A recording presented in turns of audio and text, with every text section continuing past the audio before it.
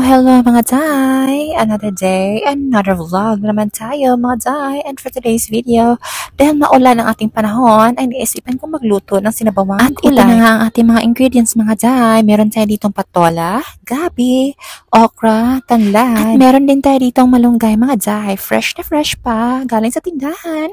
At meron din tayong sibuyas at luya. At syempre pa mga Day, ang magpapasarap ang ating tuyong dilis. Yes, paborito ko ito mga Day. At sinimula na nga naming pakuluan ang gabi, tanlad, sibuyas at ang luya mga Day. Tingnan niyo muna ang panahon ngayon mga Day. Ito ay makulimlim at maya-maya na naman ay uulan na naman ito. Nauulol ako.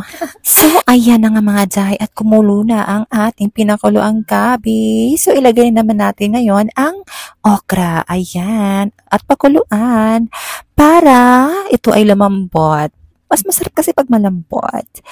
Diba? Yung iba kasi gusto nila matigas. Pero ako mas gusto yung malambot. Charis. Ayan ang takpan natin ulit mga Day para kumulo. So, syempre, nung kumulo na, ay nilagyan agad natin ng pampalasa. Alam mo naman, kailangan natin pampalasa at pampasarap ng ulam ang umami. Ayan. At pagkatapos ay lagyan natin ng asin para naman maging balansi ang lasa ng ating gulay. At pagkatapos nga namin maglagay ng asin, ay nilagay namin agad ang patola para ito ay pakuluan at lumambot. So, mga Day, nung kumulo na at lumampot yung ating gulay, ay inilagay agad namin ang pangpalasang tuyong dilis. Syempre, paboritin natin yan. At syempre nga mga Day, nung kumulo na nga, ay huwag natin kalimutang ilagay ang ating malunggay dahil ito ay masarap at masustansya. Pangulit talaga siya dahil dahon at mabilis lang siyang lumambot.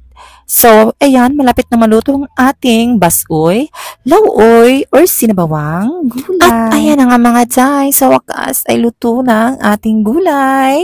Tara na't kumain!